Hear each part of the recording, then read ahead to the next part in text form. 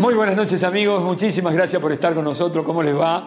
Aquí estamos, como todos los lunes, de 20 a 21, con un mensaje, eso pretendemos, distinto en la televisión argentina, cuya finalidad, como lo venimos haciendo desde hace más de 30 años, es que les sirva a ustedes, a la comunidad toda, a nuestra amada patria, la República Argentina, que está atravesando momentos re difíciles. Hace más de 30 años que vengo sosteniendo en los medios la importancia que tiene la educación, la ciencia, la tecnología, y se me ocurría decir, casi de manera reiterativa, para el crecimiento definitivo, pero además para poner máquinas en movimiento y darle trabajo a la gente.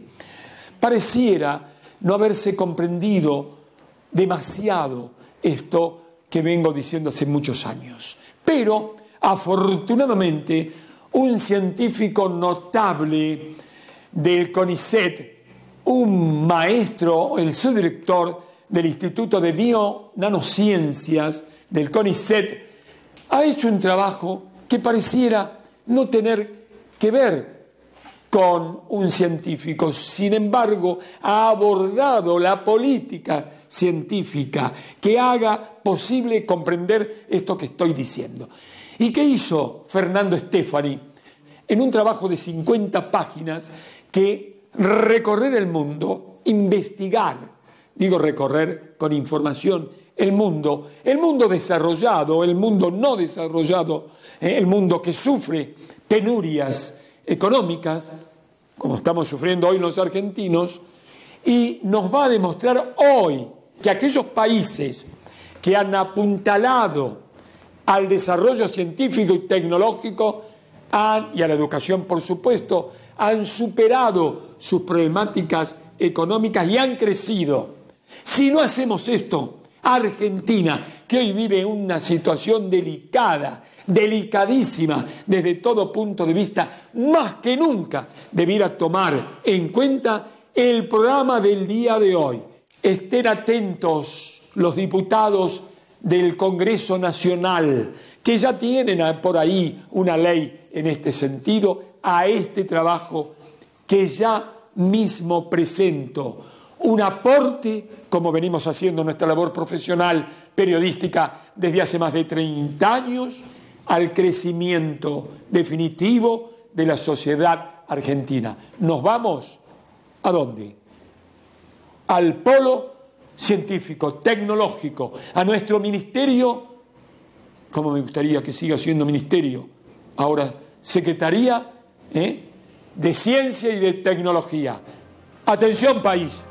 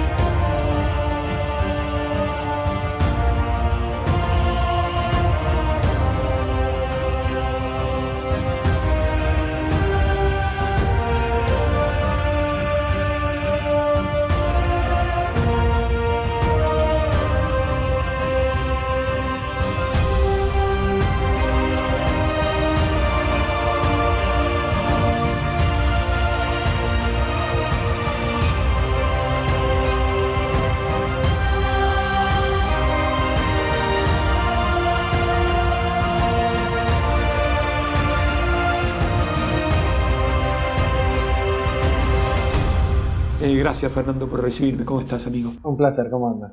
¿Sos argentino, Fernando, no es así? Sí, soy argentino. ¿Dónde naciste? En Capital. En Capital. En Chacarita. En Chacarita. ¿Y la escuela primaria dónde la hiciste, Fernando? La hice en Saavedra, en la escuela Rodolfo Zenet, ahí en Manuel Pedraza y Kramer. ¿Qué escuela pública o privada? Escuela pública. ¿Qué escuela pública? Donde estaba la cancha de Platense. Donde estaba la cancha de Platense. Por eso fuera de cámara me has dicho que sos hincha de Platense. Así es. Así es. Bueno, Fernando, ¿y tu enseñanza en media dónde fue?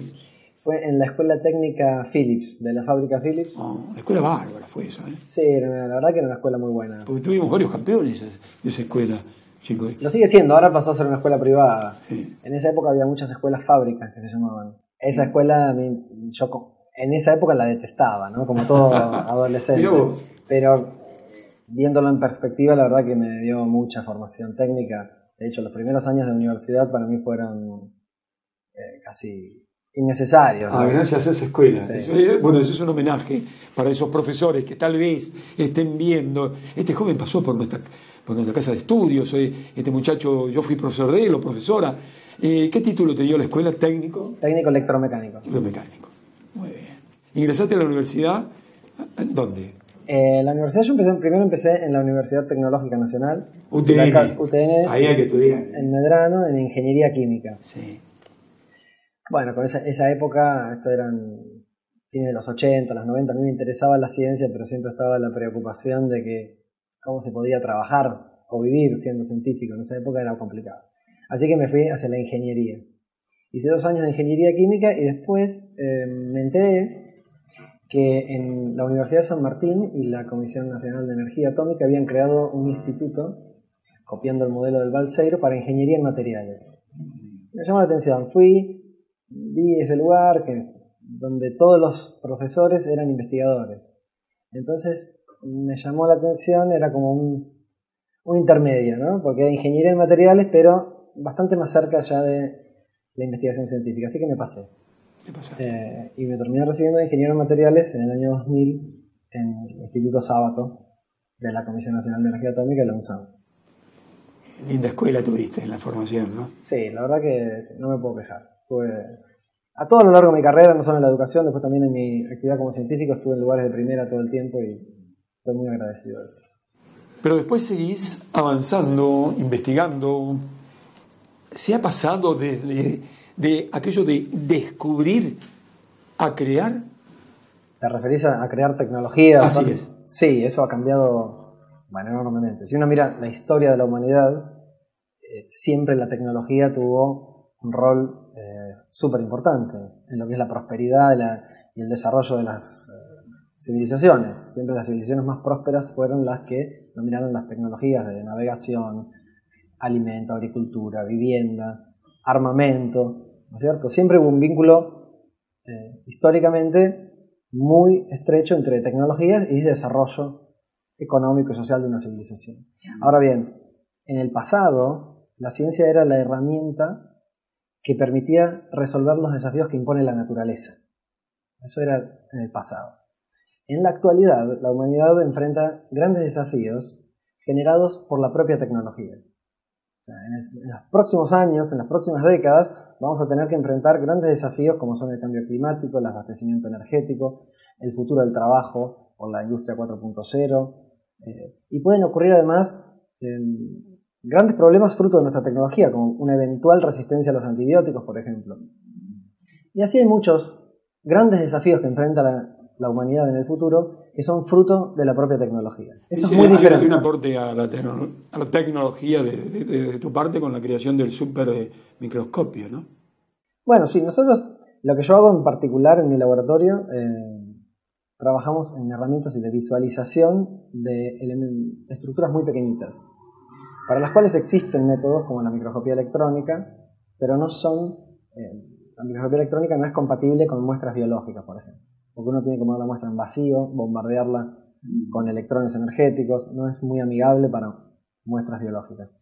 La microscopía de superresolución utiliza luz visible y lentes, como cualquier microscopio, pero con unos truquitos de fluorescencia se puede obtener una resolución espacial nanométrica. Nanométrica. ¿Qué tema esto? Parece ciencia ficción, ¿no? ¿Qué se puede llegar a ver con eso? Bueno, lo que nosotros intentamos visualizar, y lo hacemos de hecho ya, son estructuras llamadas supramoleculares de proteínas. Las proteínas son como los ladrillitos de construcción de los sistemas biológicos. Las proteínas se organizan en estructuras, se unen entre ellas para formar estructuras más grandes y después forman tejidos y órganos. Entonces uno puede pensar a las proteínas como los bloques de construcción de los sistemas biológicos. Lo que nosotros podemos ver con estas técnicas es cómo se organizan estas proteínas a nivel molecular, de verdad, cómo se ponen una al lado de la otra, unas con otras, proteínas de distinta clase, cómo se organizan para formar estructuras más grandes. Y eso por supuesto tiene importancia porque bueno, podemos identificar la organización en sistemas normales, sistemas patológicos, en sistemas bajo distintos estímulos y de esa manera comprender cómo funcionan de verdad a nivel molecular las células biológicas, los tejidos y los órganos. Hay un trabajo. Vos te has esforzado, has hecho un trabajo importantísimo que tiene que ver con aquello de que apuntalar la ciencia, apuntalar la tecnología, comprender que sin investigación y desarrollo no podremos poner máquinas en movimiento. Eso corre por mi cuenta, es decir, generar riquezas, crecer económicamente. En primer lugar, ¿por qué un científico de tu talla, de tu prestigio, de tu capacidad de estudio en la investigación, lleva adelante esta tarea? Es una buena pregunta. No es el rol que me debería corresponder. Pero ¿qué ocurre? Yo regresé a la Argentina en 2009, después de 9 años, casi 10, en el extranjero. ¿En dónde, vamos a decirle al público? Estuve 7 años en Alemania, y un poquito más, y 2 años en España. Cuando regreso a la Argentina, yo vuelvo para establecer un nuevo laboratorio de investigación. Me incorporo al CONICET, a la Universidad de Buenos Aires, y empiezo a encontrar dificultades, barreras, que no me permitían avanzar al ritmo que yo lo hacía en Alemania o en España. Y bueno, creo que por mi propia vocación de científico intento ver por qué. Entonces me empiezo a preguntar por qué esto no funciona. Y empecé a estudiar el sistema científico y tecnológico de Argentina y empecé a identificar cuáles eran sus fortalezas y sus debilidades, en particular por qué nos costaba avanzar. Eso lo vengo haciendo prácticamente desde que regresé a la Argentina. Ahora, bueno, luego de varios años de estudiarlo, lo comprendo creo que con bastante profundidad y empiezo a publicar este tipo de trabajos hace poco porque nos empiezan a interpelar mucho más. Lo que ocurrió en el último tiempo es que los científicos somos interpelados por la sociedad y los medios de comunicación muchas veces nos preguntan ¿para qué sirve lo que haces? ¿No? ¿Para qué sirve? Y si uno no contesta que va a curar el cáncer la semana que viene, parece que es absolutamente inútil la investigación. Entonces, en ese contexto, decidí escribir este documento al que haces referencia para explicar cuál es el rol de la ciencia, de la innovación industrial en el crecimiento económico de un país. Pero lo trato de hacer de manera didáctica para comprender los tiempos que lleva esta actividad, el impacto que puede tener y cómo debe practicarse de manera adecuada en el mundo de hoy, ¿no? Y es un trabajo bastante simple, si querés te lo comento brevemente. El ciclo de innovación industrial funciona de la siguiente manera. Hay un proyecto de innovación desde que uno comienza, o sea, un ciclo de innovación ¿en qué consiste? En trasladar un hallazgo científico en un éxito económico. O sea, un descubrimiento científico en una nueva tecnología o un nuevo producto puesto en el mercado. Eso puede llevar 10, 20 o 30 años. Eso es lo que lleva en un país desarrollado, sin ningún inconveniente. Acá nos llevaría mucho más. Bien, cuando uno analiza cómo ocurre eso en los países desarrollados, se da cuenta que los países desarrollados tienen políticas activas para acelerar estos tiempos. En el pasado esto ocurría un poquito de manera accidental. Los países desarrollados invertían en ciencia básica y si algún descubrimiento tenía potencial tecnológico, se iba desarrollando de manera tranquila, despacito y eventualmente surgía una nueva tecnología. Después de la Segunda Guerra Mundial, esto se empieza a acelerar muchísimo, ¿no? Porque los impactos de la tecnología fueron enormes y definieron posiblemente el rumbo de la guerra. Y entonces en la sociedad empieza a ser evidente que los avances científicos tienen impactos enormes en las sociedades y en la economía. A partir de ese momento empieza toda una carrera tecnológica. Hoy en día continúa. Hoy en día los países desarrollados están en una carrera competitiva por conseguir esta traslación de hallazgos científicos en éxitos económicos. Parece mentira, pero todavía acá en Argentina hay gente que se cree que los países desarrollados invierten en investigaciones científicas y desarrollos tecnológicos porque les sobra dinero. Existe todavía en alguna parte de nuestra sociedad esa convicción que es totalmente falsa. Los países desarrollados invierten cada año más en investigaciones científicas y desarrollos tecnológicos para jugar esta carrera global. De hecho, sus estrategias de crecimiento económico sustentable están basadas en esto. Es el corazón del crecimiento económico sustentable. Es una irrespetuosidad de mi parte interrumpirte, pero dado que hace referencia a los países desarrollados, y tal vez, de acuerdo, incluso leyendo tu estudio, países no desarrollados invierten cifras importantes. Porque habría que ver qué decimos de Brasil, porque cuando vos en tu estudio dice que en San Pablo es 4 veces la inversión mayor de la Argentina. Sí, lo es. Una ciudad de Brasil. Un estado. Un estado. Es un estado, pero que tiene una población similar a la nuestra. Sí, bueno. Pero claro, Brasil no es San Pablo, ¿no? Brasil es un país bastante desigual.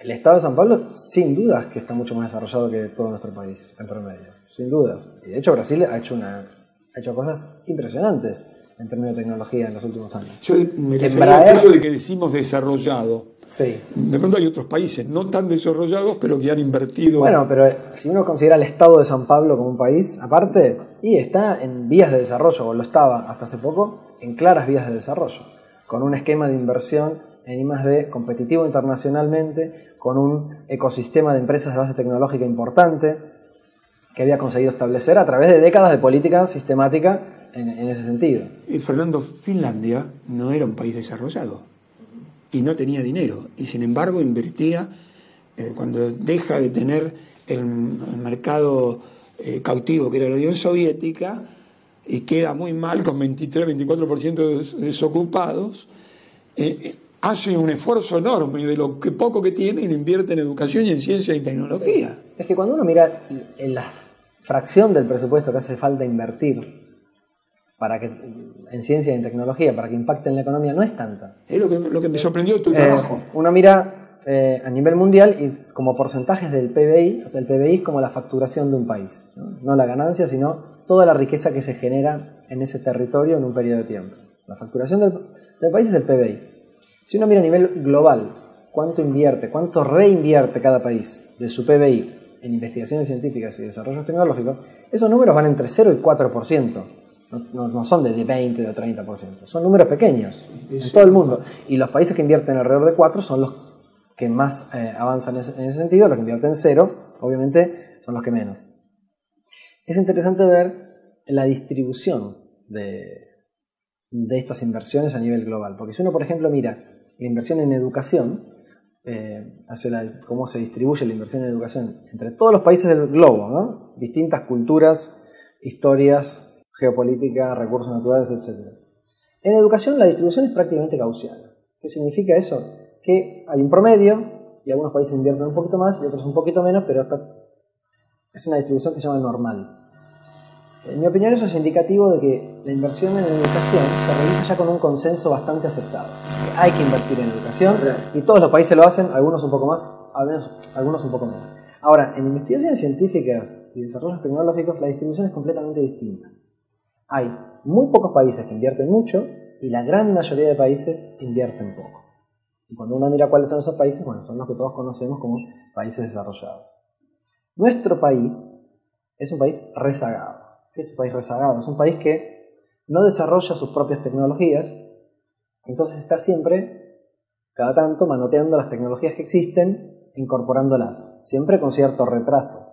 Pero eso lo tiene que hacer todo el mundo porque si no, te morís de hambre. Nosotros no podríamos estar teniendo esta entrevista sin una cámara con una tecnología más o menos actualizada, porque si no la puedes proyectar en tu canal, etc.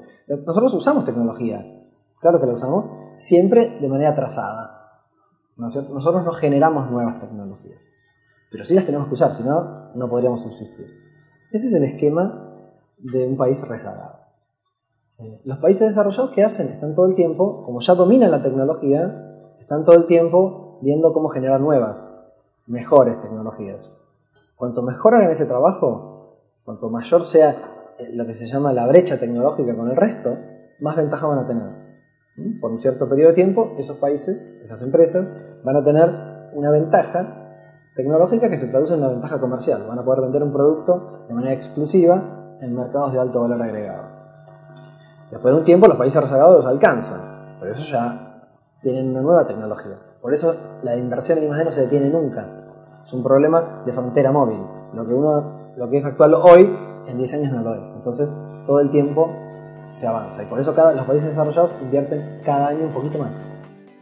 Cometo la irrespetuosidad de interrumpirte un instante nada más esta televisión, Fernando, inmediatamente después. Seguimos, ¿sí? Con todo gusto. No cambie de canal, sabe que estamos hasta las 9 de la noche hoy con una investigación a nivel internacional de parte de un notable científico argentino, el apoyo, la necesidad de comprender por qué tenemos que invertir en ciencia, en investigación, en desarrollo, para crecer económicamente. No cambie de canal, por favor.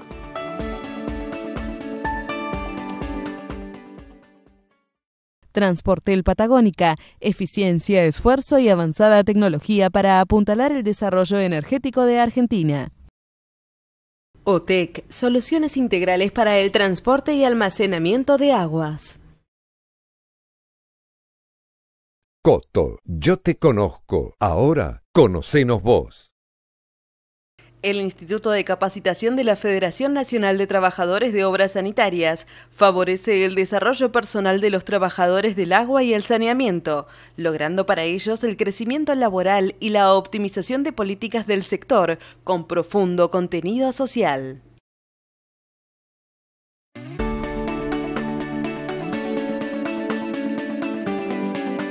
Es notable que sea un científico talentoso, de prestigio internacional como Fernando Stefani, que nos haga ver a los argentinos que para generar riquezas es fundamental el aporte a la ciencia y a la tecnología, al conocimiento. Miren, la agricultura hace 50 años, más o menos medio siglo, era el 40% de los ingresos económicos de todo el planeta. Hoy nos llega al 2 o el 3%. La ciencia y la tecnología hay que apostar a ello. Y es el momento, como lo vengo haciendo desde hace casi toda nuestra vida profesional, desde un medio de comunicación, hacer pensar, apostar al conocimiento, al factor humano también, no solo a la tecnología, como lo hace esta empresa que voy a presentar, cordobesa. Una empresa familiar, una empresa que certifica normas de calidad, una empresa que a pesar de los vaivenes de la economía nacional siempre ha sabido reinventarse. ¿Por qué? Porque apuesta a la tecnología, pero además invirtiendo, por supuesto, en infraestructura, pero se sustenta en el factor humano. Felicitaciones, querido Marcos, gerente de división de esta empresa, y Fernando, también responsable de producción. Jóvenes amigos, felicitaciones de todo corazón. Son ustedes, en momentos difíciles de la República Argentina, también un ejemplo por seguir. Atención, país.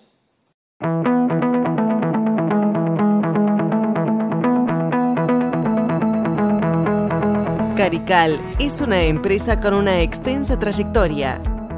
Carical es una empresa de capitales totalmente nacionales, es una empresa familiar. Fundada en 1953 como una fábrica de sillas, pocos años después incorporó la primera línea de elaboración de laminados plásticos de alta presión del país. La empresa nació en San Francisco con Plástica Mañano. En 1979 quiebra la firma que manejaba Carical. 3 años después, Centro Sociedad Anónima se hace cargo de la empresa, reanuda la actividad y reincorpora a todo el personal. A partir de entonces, nace una nueva etapa para la compañía. La firma actual, que es Centro S.A., compra la fábrica y continúa con el negocio, haciéndolo, diversificándolo y haciéndolo crecer. Centro Sociedad Anónima es una empresa totalmente con fondos nacionales. Es un grupo que viene de Córdoba Capital, donde tiene inversiones en Córdoba y en San Francisco. Con el paso del tiempo, Carical amplió su producción y alcanzó muy altos niveles de calidad en todos sus productos. A partir de los 80 y a principios de los 90 se empezó una política de inversiones donde empezamos a diversificar los mercados, a crear productos, a invertir en tecnología y crear productos derivados de la columna vertebral de Carical, que era el laminado, además de incursionar en el mercado de la industria de la construcción en seco. Por ejemplo, nosotros tenemos líneas de pisos flotantes, pisos sobreelevados, cielos rasos. Para las paredes tenemos, en el lado externo tenemos, por ejemplo, fachadas. Para el lado interno tenemos revestimientos acústicos. Tenemos el top wall, que es un revestimiento decorativo para paredes. Después tenemos toda la línea de pizarrones. Y en la línea de muebles hacemos, por ejemplo, tapas de escritorios, divisorios, todo tipo de panelería para divisorios, tapas de mesas. En fin, tenemos una diversificación muy amplia. Hoy en día podríamos decir que es una empresa que ofrece soluciones en superficie. Carical desarrolla su actividad en Córdoba. Como compañía del interior, se erige como líder en el sector en el cual realiza su trabajo.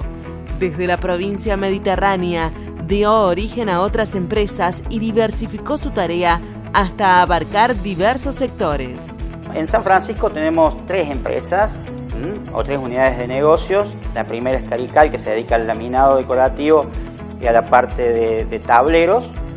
La segunda es Tresol, que se dedica a mesadas monolíticas y de resinas sintéticas. Y Top Floor, que es la fábrica de pisos flotantes, la única fábrica de pisos flotantes del país. Y luego se fueron incorporando al grupo empresario otras empresas, como ser Laminado do Brasil, en el país vecino.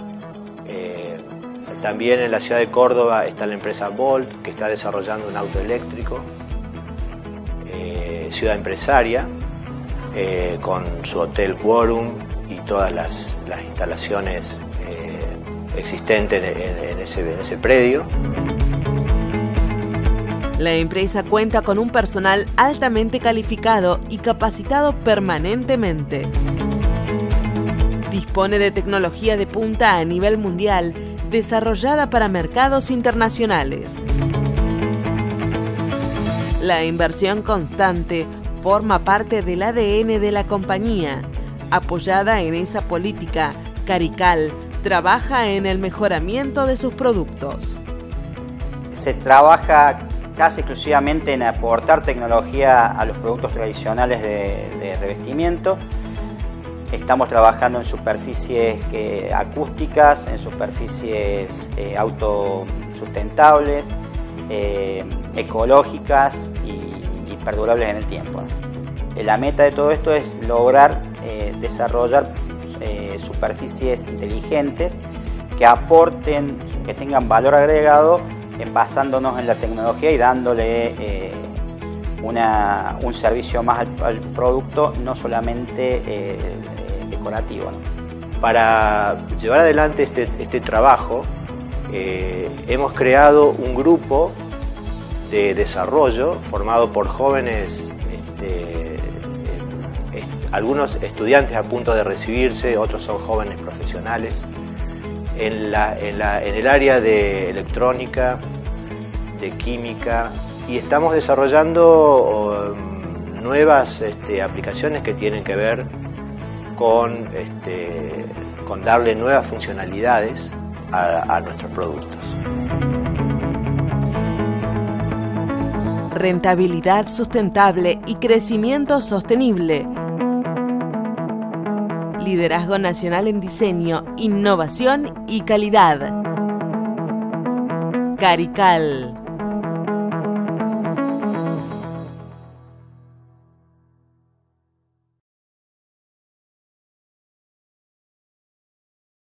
Cicloquímica, amplia variedad de productos químicos para entrega inmediata destinados a la industria nacional. Provisión de insumos para la fabricación de abrasivos, agroquímicos, cerámicos y pinturas, entre muchos otros. Atención a los sectores petróleo, gas y lubricantes. Cicloquímica, generamos vínculos productivos. Cicloquímica, siempre junto a Carical.